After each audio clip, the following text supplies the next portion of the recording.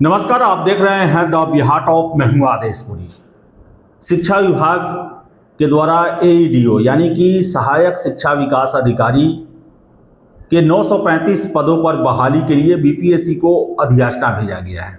1-1.5 महीने पहले ही अधियाचना भेजा गया और उद्देश्य था कि इसको 71वीं सिविल सेवा के माध्यम से भरा जाए, लेकिन लेवल 5 का पद है और 10 पंचायत पर एक सहायक शिक्षा विकास अधिकारी की तैनाती होनी है और यही वजह है कि इसे सिविल सेवा में नहीं जोड़ा गया और इसका अलग से एग्ज़ाम लेने के बारे में विचार चल रहा है। फैसला बस होने ही वाला है। सूत्रों के हवाले से आपको बता दें, जो खबर निकल के आ रही है कि ये परीक्षा जो है वो एक ही फेज में होगा, यानी कि जो बताएं आपको कि जो हमारे सोर्सेज के हवाले से जानकारी मिली है, लगभग तय है कि एक ही फेज में परीक्षा होगा, यानी कि एक जो पीटी होता है वही परीक्षा लिया जाएगा।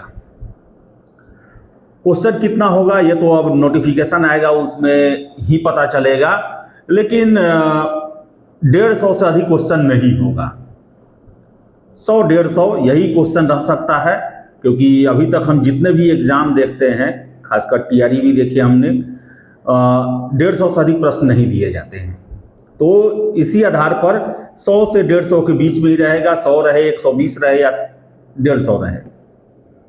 और साथ साथ ये भी बताएं कि फॉर्मेट जो है उसमें सभी सब्जेक्ट, ऐसा नहीं है कि किसी एक सब्जेक्ट वाले को भी फायदा हो।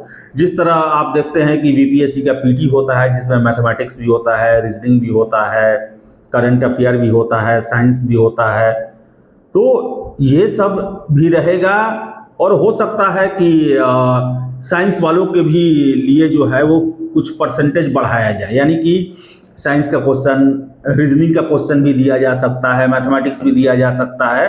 मीन्स ऐसा रहेगा कि किसी भी एक जो सेक्टर वाले होते हैं उनके लिए ज़्यादा ये ना हो। मीन्स बैलेंस जो है, वो जो बैलेंस जो होता है ना, कि सारा टाइप का क्वेश्चन हो, उसमें करंट हो, मैथमेटिक्स हो, रीजनिंग हो, science, history, geography, polity, current affairs, Bihar special.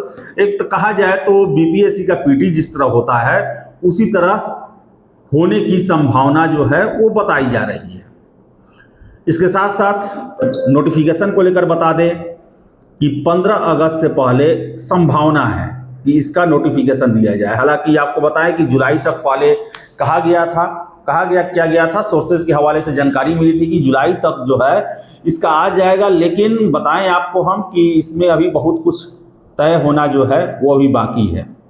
लेकिन मोटा मोटी जो है, जो खबरें निकल के आ रही है कि ये परीक्षा एक ही फेज में होना है। आयोग जो है इसको मल्टीपल फेज में करने के फिराक में नहीं है, बल्कि ये अब क्लियर हो गया है एक तरह से, मानिए कि एक ही फेज में ये परीक्षा होना है। और अगर 15 अगस्त के आसपास इसका नोटिफिकेशन जारी होता है तो एग्ज़ाम चुनाव के बाद ही होगा, यानी कि दिसंबर जनवरी तक इसका परीक्षा जो है होने की संभावना बन रही है। तो बीपीएससी पीटी का आप जो तैयारी करते हैं, अब चूंकि पहली बार एग्ज़ाम है, अब कितने कैंडिडेट इसमें अप्लाई करते हैं ये सब कुछ मायने रखेगा इस एग्ज़ाम में। और जो 71वीं एग्ज़ाम होगा पीटी का, आप मान के चले कि लगभग उसी लेवल का जो है ये भी परीक्षा होगा। 70वीं के बारे में अब क्या कहा जाए। 70वीं का तो ऐसा प्रश्न था जिसके बारे में कामना भी नहीं की जा सकती थी। हालांकि आयोग के द्वारा यही कहा जाता है कि उसमें भी वैसे प्रश्न जो चपरासी लेवल का आरोप लगता था, उसमें भी 3.25 लाख कैंडिडेट अपीयर हुए, 2 लाख तो है कि मिनिमम क्वालिफाइंग नंबर भी नहीं ला पाए।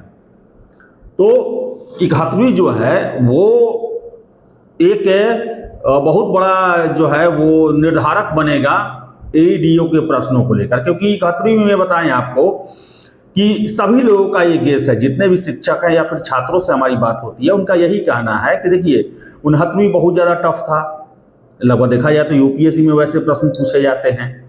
70वीं में ज़रूरत से ज़्यादा आसान प्रश्न हो गए, जिसके कारण भी बहुत सारे लोग जो है वो कन्फ्यूजन के शिकार हो गए। और 70वीं में प्रश्नों को लेकर बड़ा ही प्रश्न उठे थे, आरोप लगे थे। तो 71वीं में है कि बीच का रास्ता अपनाया जाए। सारे लोग गेस कर रहे हैं, हमें भी यही लगता है कि ये बीच का रास्ता अपनाया जाएगा, जिसमें आसान भी रहेंगे प्रश्न, कुछ टफ भी रहेंगे, कुछ जो है विचार करने वाले भी रहेंगे।